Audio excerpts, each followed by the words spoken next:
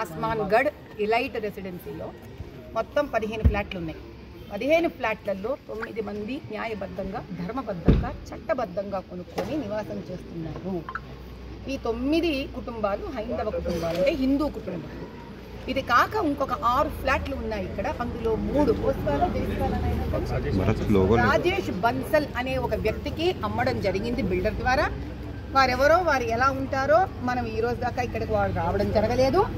ఆ 3 ఫ్లాట్లు గత 5-6 ఏళ్లగా తాళం వేసి అలాగే ఉంది. ఇది కాక బిల్డర్ ఎవరో దుబాయ్ పార్టీ అంట. సినిమాలలోనే మామూలుగా వింటుంటాం, చూస్తుంటాం, కానీ ఇక్కడ మలక్పేటలో ఇలాంటి భాష కూడా వాడుకంలో ఉంది. ఇది మనం తెలుసుకోవాల్సిన విషయం. ఏదో దుబాయ్ పార్టీకి 3 ఫ్లాట్లు అమ్మడం జరిగింది. అతను కూడా గత 5-6 ఏళ్లగా ఎప్పుడు వచ్చింది లేదు, తొంగి చూసింది లేదు, అది కూడా తాళం వేసి ఉంది. ఇది ఇలా ఉండగా అక్కడ మీరు ఒక చెప్పడం అయిపోయాక ఒక చూపించుకోండి మీరు కెమెరాలో. అక్కడ ఒక బండి ఉంది. ఆ బండి 6 ఏళ్లగా ఇక్కడ తాళం వేసి పడి ఉంది ఆ బండి. ఇది కాక ఇప్పుడు ఈ బిల్డర్ ఏం చేస్తున్నా అంటే గత 3 సంవత్సరాలుగా ఈ 6 ఫ్లాట్లు అతని తాలూకా వ్యక్తుల కింద ఉంది కాబట్టి అది అతనిదో, వేరే బేనామీ పేర్ల మీద ఇతందో ఇంకెవరిదో మనకు తెలియదు. ఎందుకంటే వాళ్ళ డీటెయిల్స్ కూడా ఈ 9 మంది ఫ్లాట్ ఓనర్స్కి ఇవ్వడం జరగట్లేదు. అంటే వాళ్ళెవరో వీళ్ళకు తెలియదు. ఈ 6 ఫ్లాట్లని తా కబ్జాలో ఉంది అన్న ఒక ధైర్యంతో జిహెచ్ఎంసీకి విరుద్ధంగా, దాని తర్వాత ఇక్కడ కింద పార్కింగ్ ప్లేస్ అంటే 15 పార్కింగ్ స్లాట్స్ ఉన్నాయి ఇక్కడ 15 ఫ్లాట్లకి. ఆ 6 పార్కింగ్ ప్లేస్లని వీళ్ళు కబ్జా చేస్తూ కింద కూడా అపార్ట్మెంట్లు కట్టడమే ప్రయత్నం జరుగుతుంటే ఈ అపార్ట్మెంట్లో నివసిస్తున్న 9 మంది ఓనర్లు కూడా చెప్పి అలిసిపోయి కోర్టుకి వెళ్ళడం జరిగింది. ఆ తద్వారా కోర్టు ఆర్డర్ ఏది నాయన, తద్వారా 2023లో అంటే 3 ఏళ్లగా వాళ్ళు కట్టడం, అక్రమ కట్టడాలు కట్టడం ఈ పార్కింగ్ ఏరియాలో, వీళ్ళు దీన్ని జిహెచ్ఎంసీకో పోలీసులకో వాళ్ళకో వీళ్ళకో చెప్పి కూలగొట్టించడం. మళ్ళీ బలాల అంటారో తెలుసానన్న మీకు, మలక్పేట ఎమ్మెల్యే పేరు బలాల. ఇతను ఎంఐఎం పార్టీ వాడు.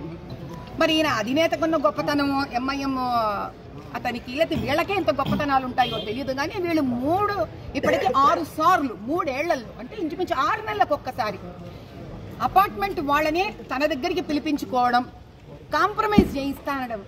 అపార్ట్మెంట్ పార్కింగ్ స్లాట్ లో ఇండ్లు కట్టడానికి కాంప్రమైజ్ చేయించడం ఏంటి? దీనికి విరోధంగా వీళ్ళు పోరాడుతూ ఉంటే జిహెచ్ఎంసీ వచ్చి కూలగొడుతుంటే కాంప్రమైజ్ ఏమిటి అది? ఇలా కాంప్రమైజ్ అంటూ ఈ చివరిసారిగా ఆడవాళ్ళని కూడా బెదిరించారు. ఇది నిజము. ఏమని అంటే, నీ మొగుడు విని కనుక సంతకం పెట్టకపోతే బొక్కలో తోయడం జరుగుతుంది అని స్త్రీలను బెదిరించడం అంటే ఎంత అసభ్యకరమైన స్థాయికి ఎంఐఎం పార్టీ ఎమ్మెల్యేలు దిగజారడం అనేది ఇది ఇప్పుడు ప్రపంచానికి తెలియాలి కదా. అసదుద్దీన్ పాకిస్తాన్కి వెళ్ళి అక్కడికి వెళ్ళి జై హింద్ అంటున్నాడని చంకలు గుద్దుకుంటున్నారు కదా అందరూ. అక్కడ జై హింద్ అంటున్నాడు, మంచిదే, కానీ ఇక్కడ జై హింద్ అనాలిగా, ఇక్కడ వాళ్ళని కాపాడుకోవాలి కదా. 2023లో ఇదోండి, it is made clear that unauthorized and illegal construction made in the stilt floor of the building in the premise bearing so number is plot number 14 situated in SBH colony, Gaddi Annaram, Hyderabad, as mentioned in para 9 of the order shall be as per sanctioned plan in blueprint and as confirmed by the occupancy certificate issued by respondents. అంటే ఎట్టి పరిస్థితుల్లో దీన్ని open గా ఉంచాలి, ఇక్కడ కట్టకూడదు అని చెప్పి court నుంచి ఉత్తర్వులు వచ్చినా కూడా మళ్ళీ కడుతుంటే ఇందులోని ఒక నివాసం చేస్తున్న బ్రహ్మానందం అనే ఒక వ్యక్తి దీన్ని ఆపినందుకు ముక్కు మొహం పగలగొట్టేటట్టు కడుపులో గుద్ది తన్ని బిల్డర్ మనుషులు అతని పాప ప్రైవేట్ పార్ట్స్ మీదంతా కొట్టి ఆయన హాస్పిటల్ అడ్మిట్ అయి ఉన్నాడు. ఏంటి అసలు ఇది? ఈ రౌడీ రాజ్యమా, దౌర్జన్యమా? గుళ్లను వదిలిపెట్టరు, ఇళ్లను వదిలిపెట్టరు, శ్మశాలను వదిలిపెట్టరు. వీళ్ళు మనుషుల, రాక్షసుల, భూతాల? ఎవరు వీళ్ళు?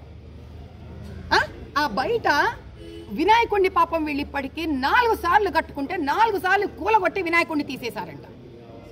వినాయక చవితి చేసుకుంటుంటే వినాయకుడు గుడపాలతో కొట్టి విరగొట్టి వెళ్ళిపోయారంట. చూడండి, అక్కడ వినాయకుడిని పెట్టుకుంటే ఎందుకు? ఈ ప్లాట్కి రోడ్డు సూల ఉంది కదా అని వినాయకుడిని పెట్టుకుంటే వాళ్ళు ఆ వినాయకుడిని కూడా కూలగొట్టి తీసేసి పగలగొట్టి తీసేస్తారు. ఏం చేస్తుంది ప్రభుత్వం? ఏం చేస్తుంది అయ్యా ప్రభుత్వం? అడ్డమైన దాన్ని రాజకీయం చేస్తారు. నిజంగా ప్రజలు ఇంత బాధపడుతుంటే రాజకీయ నాయకులు ఏం చేస్తున్నారు? శాసనం చేసే వాళ్ళు ఏం చేస్తున్నారు? అది టీఆర్ఎస్ ఉండొచ్చు, బీఆర్ఎస్ ఉండొచ్చు, కాంగ్రెస్ ఉండొచ్చు, సంబంధం లేదు. ఓట్లు వేసుకున్నారు, మీరు గెలిచారు. ఎలా గెలిచారో అదే సంబంధం లేదు. ఈరోజు గెలిచిన తర్వాత వీళ్ళ కోసం నిలబడడం మీ బాధ్యతనా కాదా? అంటే మనిషి తన ప్రాణానికి పోరాడితే తప్ప, అంటే చచ్చినా పర్వాలేదు అనుకొని చావులు కూడా ఎదిరించి నిలబడాలా? ఎంఐఎంతో జీవించాలంటే ఇక్కడ ఖబర్దార్ చెప్తున్నాను. అది గెలిచిన సర్కారు కానీ, దానితో చేతలు కలిపిన ఎంఐఎం అన్న కానీ, ఈ ఇలైట్ రెసిడెన్సీ మీద కళ్ళెత్తి కూడా దుష్ట శక్తులు కానీ, దుర్మార్గులు కానీ, దౌర్జన్యం చేసేవాళ్ళు కానీ, ఎన్క్రోచర్స్ కానీ కళ్ళెత్తి చూస్తే రాజ్యాంగ పరంగా ఆ రోజు ఎంత దూరం వెళ్ళాలో నేను అంత దూరం వెళ్తాను. ఇప్పుడు నిన్న వీళ్ళు ఒక కంప్లైంట్ ఇచ్చేశారు.